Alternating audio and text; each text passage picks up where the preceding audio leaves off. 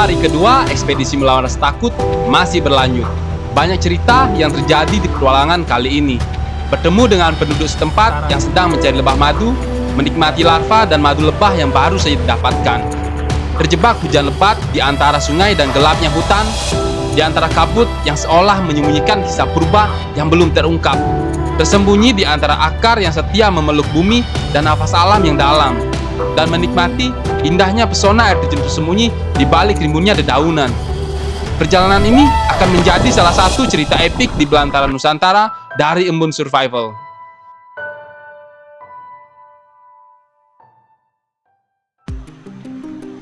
Di ekspedisi melawan rasa takut sebelumnya, saya telah berjalan menyusuri setapak yang menembus belantara di antara pohon yang menjulang diam.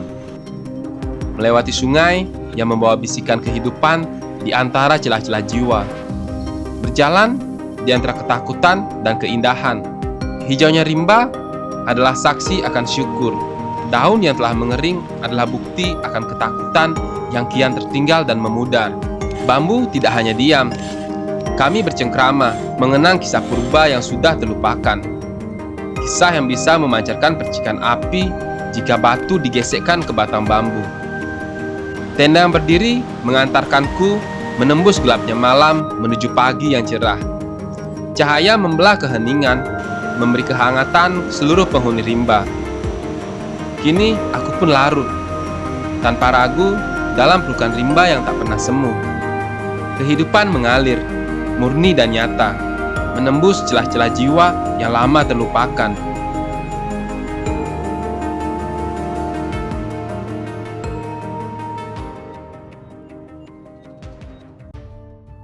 Nah, dan sekarang kita bakalan jajahin hutan yang ada di sebelah sini ya. Kita mau naik punggungan bukit ke atas sana.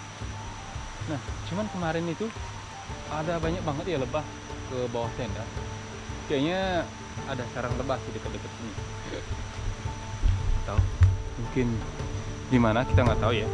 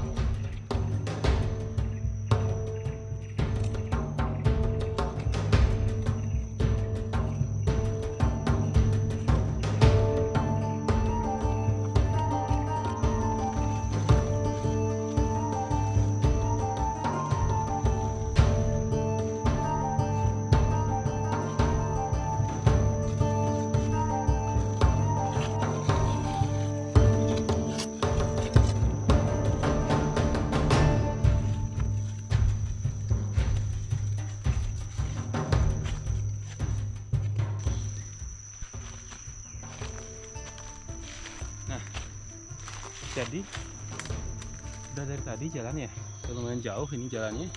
Cuman kita masih belum nemu tanda jejak keberadaan binatang di sini ya. Istilahnya bekas jejak kakinya, terus fesesnya. Kalau jalur banyak sih sini jalur binatang, cuma nggak tahu binatangnya malah nggak ada ya.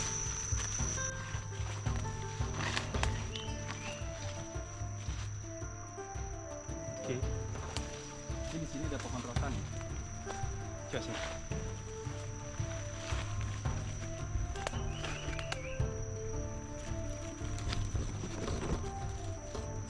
Ada buah rotan. Cuma ini masih kecil ya. Ini masih kecil banget. Nanti bisa lebih besar lagi nih. Buahnya nih segede apa ya? Segede bola pingpong lah kurang lebih. Dan ini buahnya bisa dimakan. Ini mirip salak. Ada jalan cukup lama dan sekarang kita nggak nemu apa di sini. Karena jalur satunya banyak banget, cuman fesesnya atau keberadaan binatangnya belum kita temuin ya. Jadi saya bakalan coba masuk lebih dalam lagi untuk melanjutin perjalanan kali ini. Oke.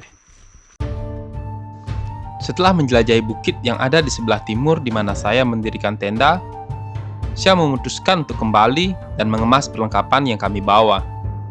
Kali ini, kami akan melanjutkan perjalanan ke area yang lebih dalam, mencoba menyusuri hutan tanpa tujuan yang pasti. Jika melihat dari luasnya hutan ini, tentu saja waktu 3 hari tidaklah cukup untuk menjelajahi hutan ini. Tujuan perjalanan ini bukan untuk mencapai titik tertentu, tapi untuk mengisi penasaran akan ketidakpastian di sepanjang jalan yang akan kami telusuri. Tidak butuh waktu lama, kami pun selesai mengemas perlengkapan yang kami miliki. Dan sekarang, waktunya untuk melangkah lebih jauh menuju ketidakpastian. Tanpa peta, tanpa tanya akan kemana. Dedaunan bersenandung lirih, seolah tahu tujuan bukan selalu arah pasti. Aku dan hutan saling diam, namun saling memahami bahwa kadang yang dicari bukan akhir, melainkan keberanian untuk terus berjalan. Jadi sekarang saya udah packing ya, dan waktunya pindah ke bagian yang lebih dalam. Jadi nggak tahu ntar bakalan nempuh waktu berapa lama ya. Kalau kemarin kurang lebih sekitar 4 jam ya, 4 jam lebih lah perjalanannya. Sekarang kita lihat jam berapa bakalan nemuin lokasi ya. Sekarang kan udah jam 10 ya, nih jam 10. Sama kayak kemarin ya, berangkatnya jam 10 juga. Nah, dari pinggir jam 10 dan sekarang kita berangkat coba untuk masuk ke area yang lebih dalam dan mencoba menemukan tempat yang menarik ya.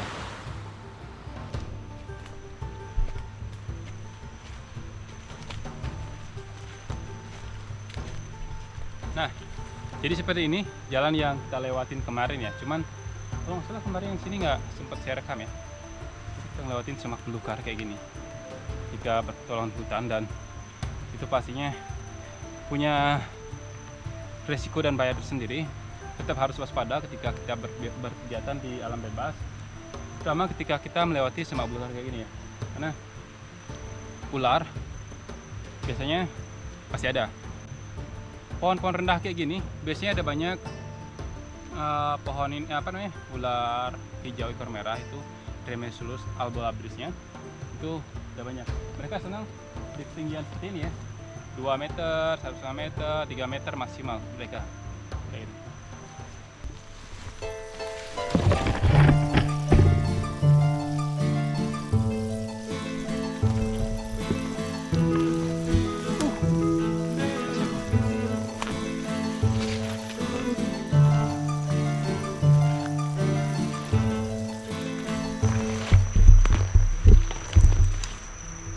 Buah, nggak tahu ini buah apa, bisa dimakan atau enggak, atau mencurigakan yang pasti.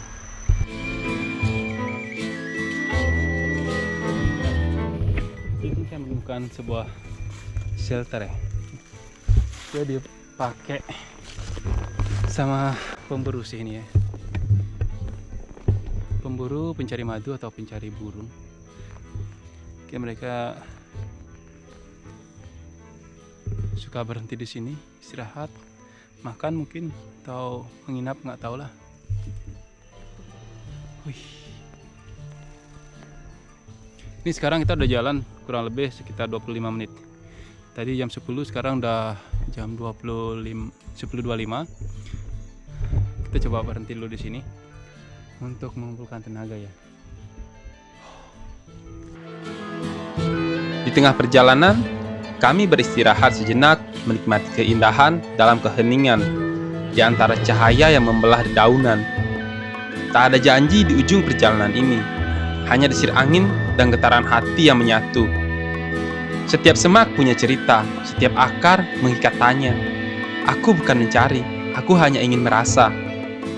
Tak perlu kutanya kemana jalan ini bermuara, sebab hutan mengajarkan bahwa makna bisa tumbuh bahkan dari langkah yang tak tahu arah. Paling nyawa juga. Oh, Tanah ini kok belum jalan. Waktu berarti Oh, masuk. Foto gua gede. saya ngapa kayaknya biar hujan lebat. Oh, saya hujanan. Di tengah perjalanan, saya bertemu bapak-bapak yang sedang mencari lebah madu. Bapak ini biasa dipanggil Jero Godogan. Di sini, saya bertanya banyak hal. Mulai dari satwa apa saja yang pernah dilihat di hutan ini, jejak satwa yang biasa ditemui, dan akhirnya mengarah ke jejak harimau Bali. Dan ternyata, Pak Jero Godogan ini pernah melihat jejak harimau Bali. Sayangnya, jejak tersebut ditemukan di tahun 80-an. Di tempat ditemukan jejak tersebut juga terdapat gua yang cukup besar. Setelah bertanya lebih jauh, jarak hutan tersebut dari tempat ini kurang lebih memakan waktu selama 2 hari penuh perjalanan. Jika jalan santai, bisa memakan waktu selama 3 hari. Singkat cerita, Pak Jero Godogan ini menawarkan diri untuk mengantar kami ke tempat yang katanya bagus untuk bermalam. Dan kali ini, kami diantar ke air terjun tersembunyi di tengah belantara ini. Nah, jadi kita sekarang ke tengah hutan ya. Jadi ketemu warga dan kita mau diantar nih ke tengah. Jadi kita coba cari lokasi yang bagus ya. Jadi biar nggak apa istilahnya ya, kita cari-cari lagi kayak gitu.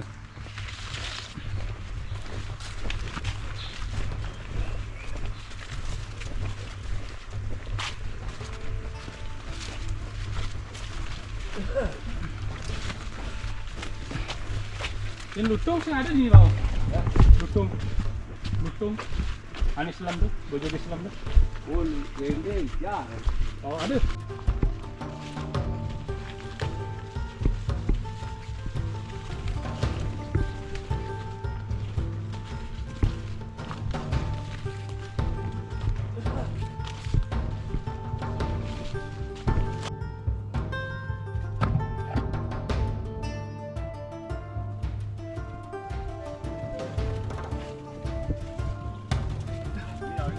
Oh.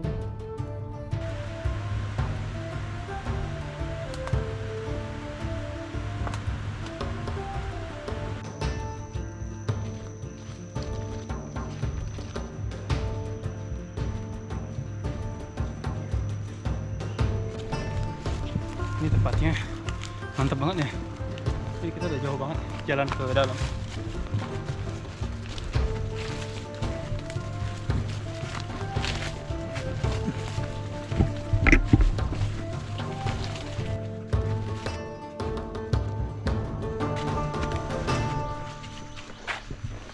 Nah, dan ini sekarang sudah jam 1:30 dan cuacanya udah mendung banget ya. Nggak tahu ntar hujan atau enggak. Kayak kemarin tuh mendung juga tapi nggak jadi hujan. Nggak tahu hari ini. Udah sampai dah di Buan. Berarti baru mantap.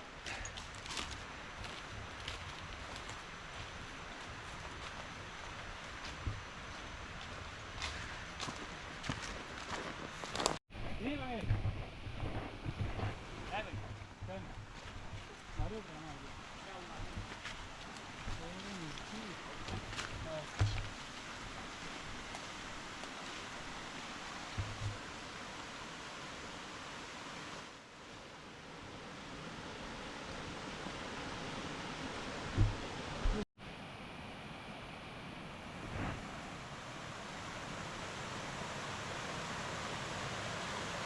Halo Pak, bayaran dulu Pak.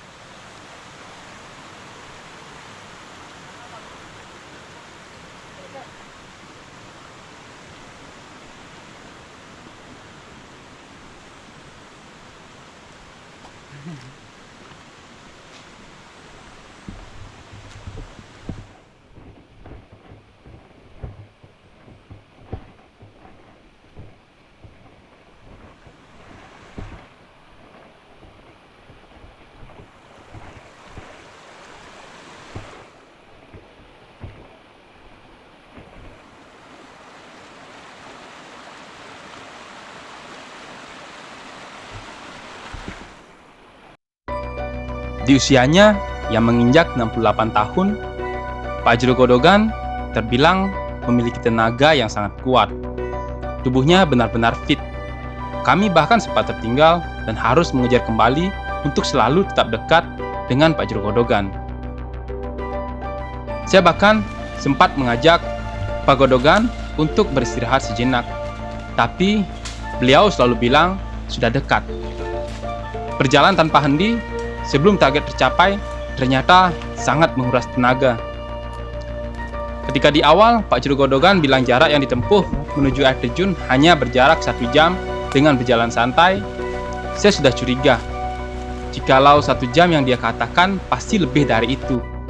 Dan jalan santai yang beliau maksud pasti jalan cepat bagi kita yang sudah terbiasa naik kendaraan bermotor dibandingkan berjalan kaki.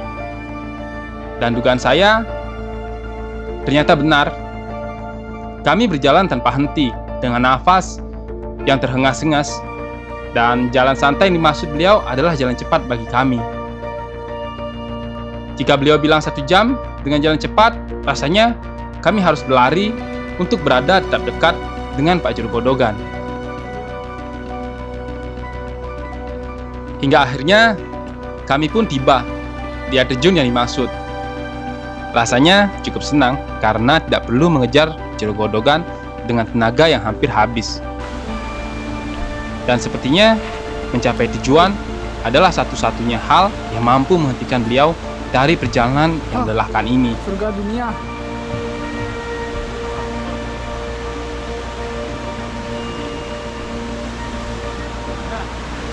Jadi kita udah sampai ya di tempat. Tuh, bapaknya bilang, ribuan Pak, sini Pak. Ya, buat pikirannya. Ribuan kikian. Ya, Rupian.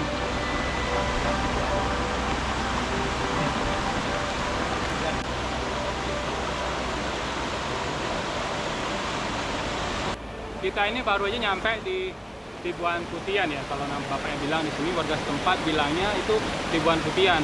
Dan ini emang cakep banget ya. Nanti kita lumayan dalam kayak ini Pak ya. Paling ada 1,5 meter ada kayak Pak ya. Ada ya. Nah. Di atasnya ada lagi ya sini. ada itu. Jadi ada banyak kayak terjun di sini ya. Ini kan kelihatannya ada 2 air terjun tapi pendek-pendek. Di atasnya ada lagi kayak gitu.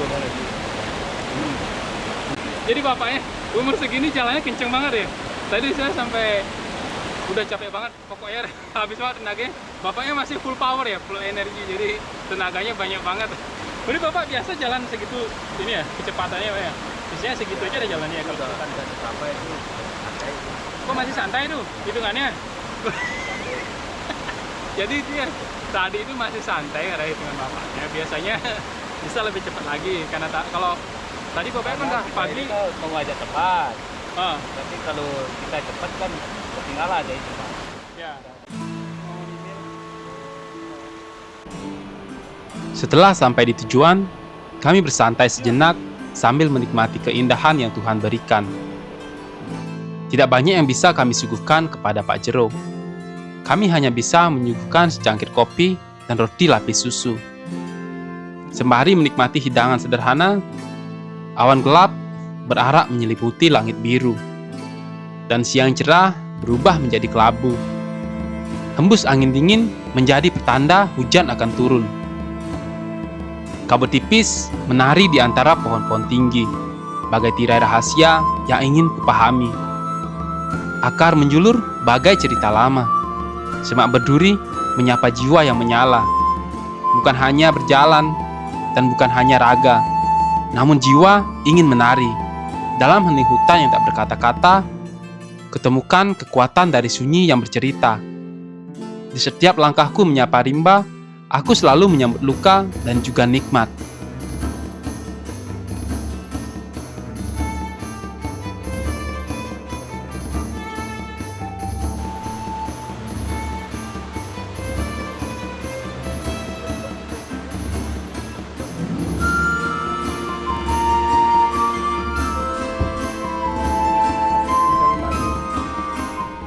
Oh ini kayak nenek, kayak nang Madonna nih.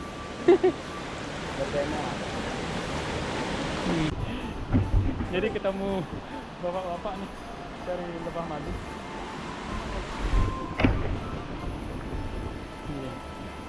dapat madu banyak. 1 botol. Oke. Jangan madu jangan. Banget. Itu dia aku Asli.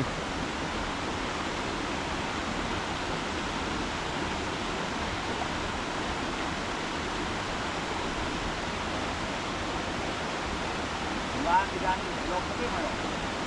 Oh, glodan ya lopo. Coba madu hutan asli ya.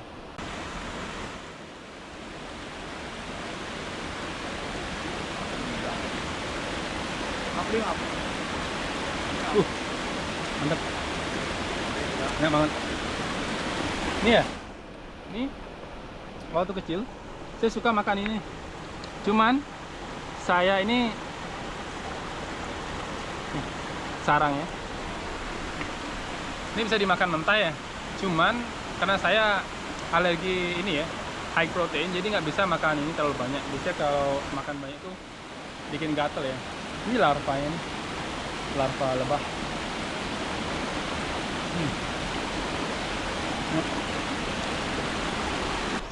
Nah jadi sekarang saya mau bikin tenda dulu karena ini udah mendung banget ya. Dan ini baru jam 3 ya, tapi udah berasa kayak jam 6 sore ya kalau di dalam hutan nih. Kalau hujan deras nih pasti gelap banget dah, yakin. Biar nggak keburu hujan deras. Jadi kita sekarang mau bikin tenda dulu ya.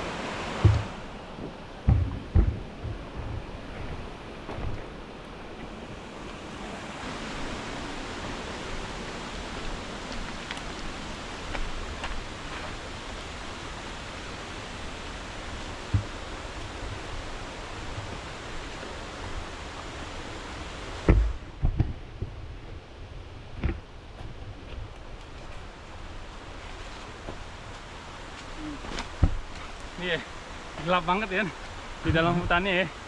Nih, saya mau bikin tenda di sini. Udahlah. Oke, sekarang bikin tenda aja karena ada gelap banget.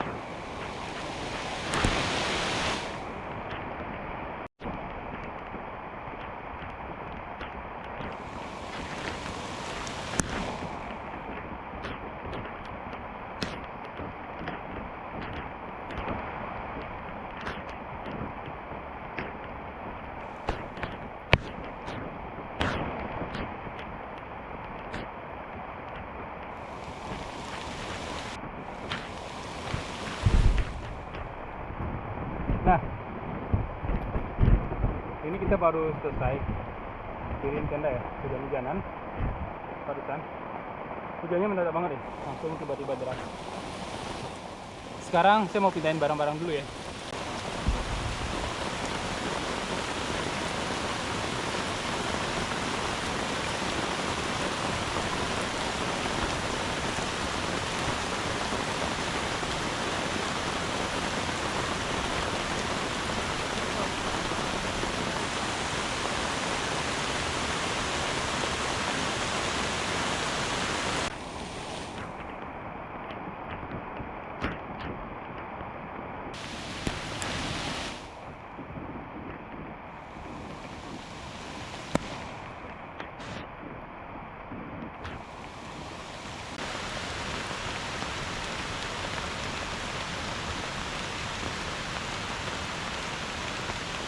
Barusan itu hujan ya, lebat banget ya, dan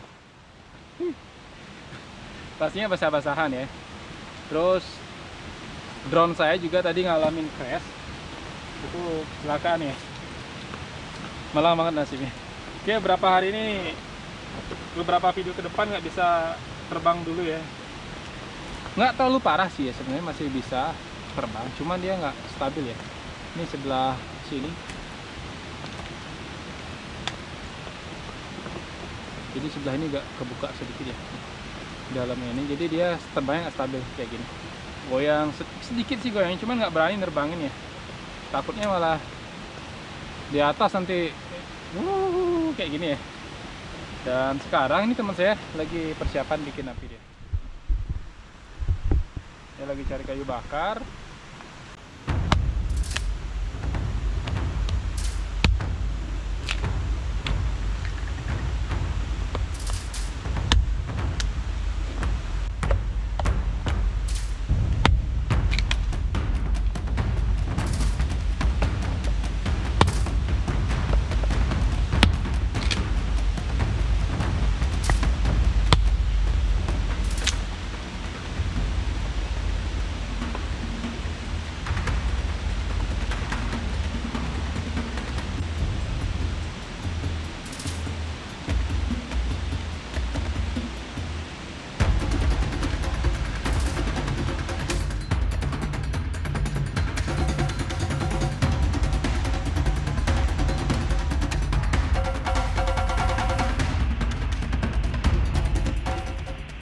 Nah, jadi sekarang kita lagi ngeringin pakaian ya, karena pakaian yang kita bawa itu yang kemarin kan udah kotor dan basah juga kena keringat kan yang kemarin, dan sekarang ini sialnya kita kehujanan nih, jadinya sekarang bajunya kita panggang dulu sebentar nih.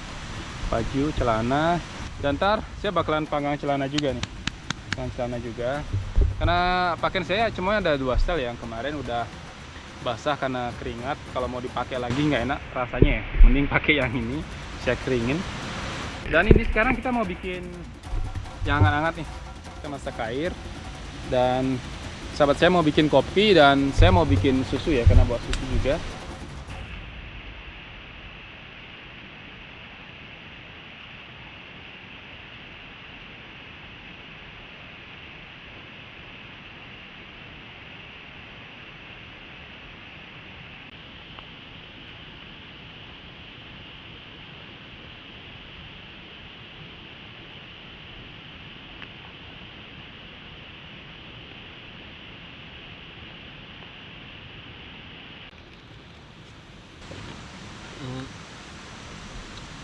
Nah, sekarang kita lagi nyantai ya, nyantai dulu, nikmatin terus hangat sambil makan rempeyek.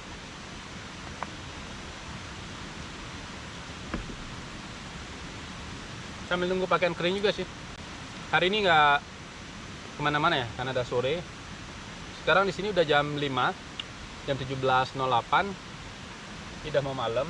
Paling lagi sebentar saya mau masak nasi, terus panggang ini ya, urutan, itu tradisional sosis di Bali. Dan Itu smoked sausage ya. Jadi awet, tahan lama dia. Kalau tanpa kita simpan di dalam freezer, itu bisa tahan berhari-hari sih ya. Cuman harus tetap apa ya? Kalau kita biasanya simpennya itu di atas ini, di atas perapian kayak gitu. Jadi tetap ada kena asap setiap hari. Kalau misalkan kita hidupin api itu, kalau orang-orang zaman dulu itu kan pakai kompor ini kan, kompor apa, kayu bakar. Nah di atasnya itu tapi agak tinggi, biasanya dia 2 meter ke atas lah, 2 meter dari kompor itu. Nanti smoke sausage-nya itu ditaruh di sana, jadi tahan berhari-hari. Cuman kalau kondisi kayak gini, sebenarnya kita bawa ke hutan kayak gitu, paling ya tahan 3 hari 4 harian lah, maksimal banget dan 4 hari itu harus udah dimakan lah. Kalau enggak, paling dia dapat diangetin aja sedikit, diasepin, habis dimasukin lagi, tahan lama. Hujan yang telah reda meninggalkan jejak basah di tanah, dan kabut tipis menari pelan di antara pepohonan yang berdoa dalam keheningan. Suara rintik telah menghilang, digantikan detak hening dan napas alam yang dalam. Hatiku tergugah pada sunyi yang begitu hidup, pada kabut yang menyelimuti ranting seolah menyembunyikan rahasia purba hutan ini. Tak ada lagi gemuruh, hanya aroma tanah dan kesetiaan akar yang masih memeluk bumi. Hujan mungkin telah pergi, namun kehadirannya tinggal dalam kabut, dalam bisik, dalam keheningan yang tak mengucap namun terasa abadi. Petang pun tiba, kegelapan dalam damai mulai menyelimuti hutan rimba. Kami mulai mengumpulkan kayu bakar agar tubuh kami tetap terasa hangat di tengah dinginnya malam. Kayu yang sudah menjadi basah bukan suatu masalah. Kami memotong dan mengumpulkannya di dekat api agar kayu ini bisa mengering secara perlahan sampai tiba waktunya dia dibutuhkan untuk menyambung kehangatan di antara malam yang dingin. Dan sekarang sudah tiba waktunya di mana kami harus menyiapkan makan malam. Saya pun menyiapkan beras untuk dimasak dan dijadikan nasi goreng. Kali ini saya hanya memasak makanan sederhana tanpa banyak lauk. Maklum, tanggal tua sudah menghampiri.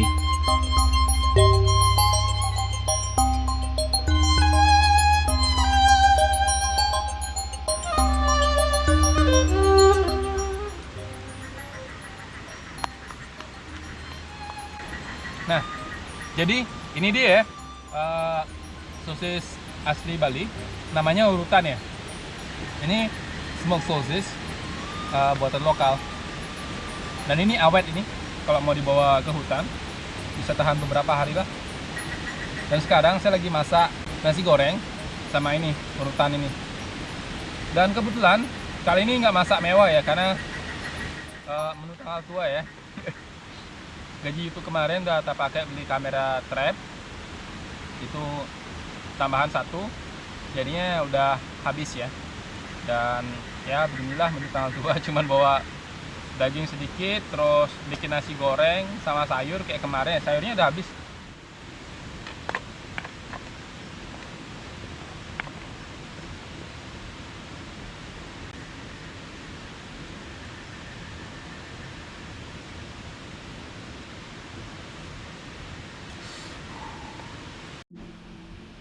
Nah sekarang waktunya makan ya.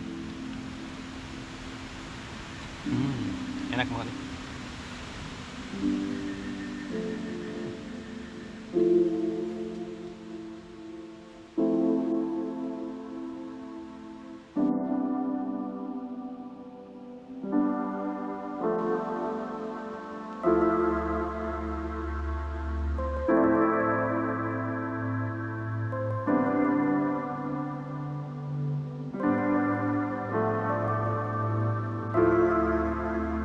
Setelah selesai makan, kami pun tertidur dan terlelap di antara keheningan malam yang perlahan memeluk jiwa.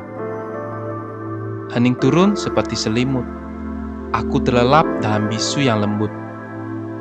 Di ayun mimpi menuju pagi yang kudambakan. Di balik kelopak mata terdapat hamparan cahaya yang belum tiba. aku tertidur dalam dekap malam, menunggu pagi dengan hati yang tenang. Halo, selamat pagi sahabat Embun. Nah, jadi saya baru bangun nih. Sekarang di Bali jam berapa ya? Lihat jam dulu. Udah jam 6.30 ternyata, tapi masih gelap ya sini.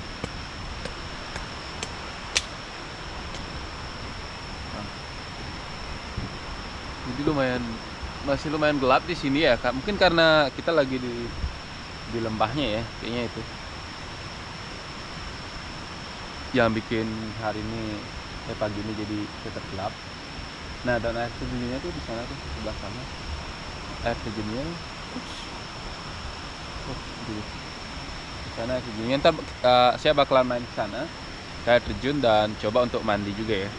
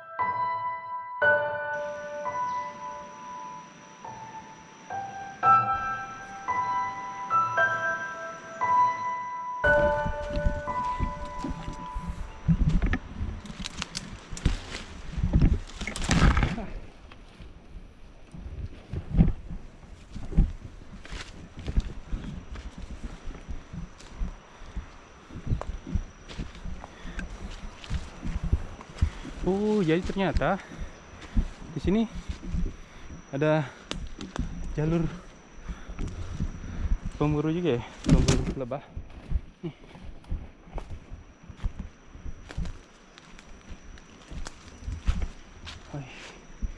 Wah.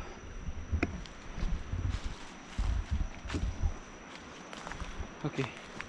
Ini sekarang kita udah ada di puncak bukit yang satuan, yang paling pendek. Ini dia puncak bukitnya. Lumayan capek naik sini.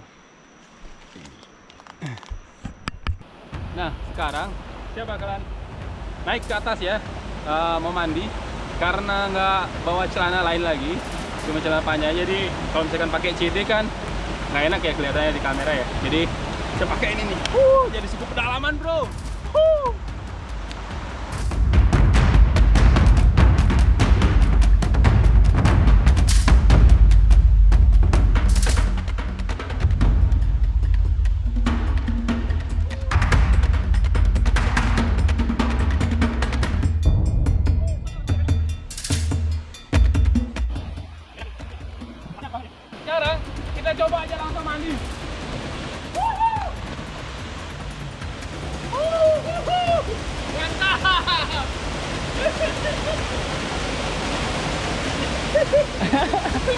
Rantap ya, rantap. Loncatan kedua. Tapi licin banget ya di sini.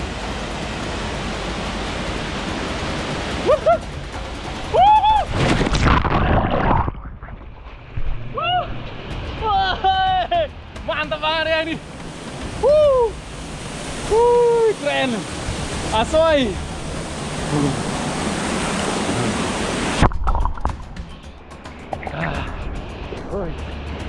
Mandi di air terjun itu emang the best lah, pokoknya terbaik ya.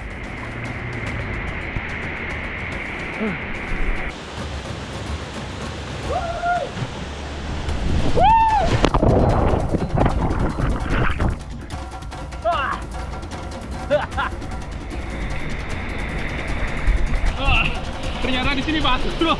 Di bawah sini batu loh.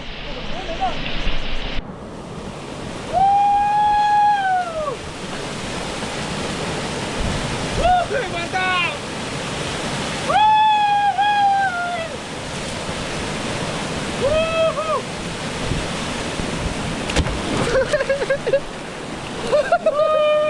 Mantap bro. Hei, keren banget tempatnya sini. Asli. Puas banget hari ini yang mandi ya. Nah, dan sekarang kita mau persiapan pulang ya. Nih, kita udah keluarin barang-barang dan habis ini bakalan bongkar tenda ya. Tapi pagi ini udah mendung lagi ya. Kemarin sorenya hujan dan sekarang udah mendung lagi. Sepertinya ntar sore bakalan hujan lagi di sini.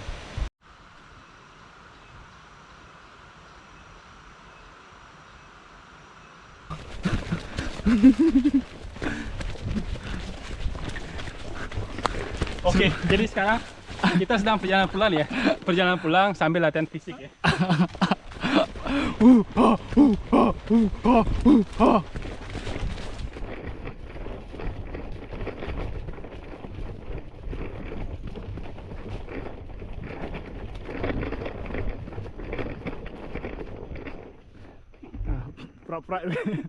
Pura-pura itu kan, padahal capek.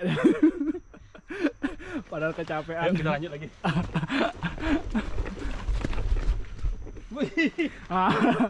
Pura-pura itu kan,